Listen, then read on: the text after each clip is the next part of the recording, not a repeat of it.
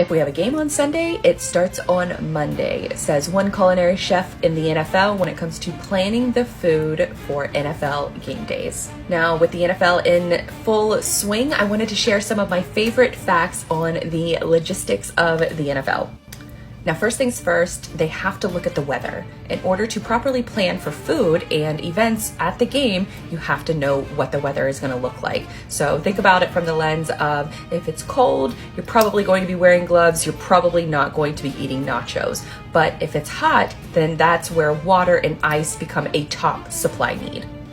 Next, let's talk about the field, because for a lot of fields in the NFL, they're either fake grass or they're real grass, like the case in Green Bay, where they use real grass, but they use a system of tubing and gravel and sand. And in these tubings, they have different antifreeze that actually flows through all of the tubing in order to keep the ground somewhat warm, in order to manipulate good growing conditions.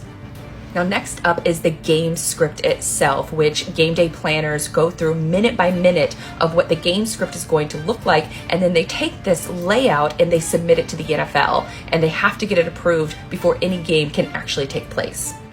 This is what the broadcast team will actually use throughout their entire broadcast, so that the broadcast that you see on television is the same or almost the same as the experience that you get inside the stadium.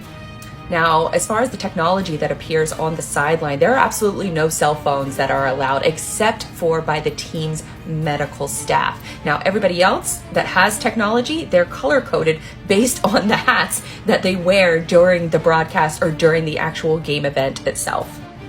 Now, it wouldn't be a logistics of the NFL story without talking about the London game, which a lot of teams, when you find out that you're playing in London, you have to prepare for a year in advance. And then 3 months before kickoff of your actual game, a container is prepared with all of these different items, and it's shipped over to London ahead of time.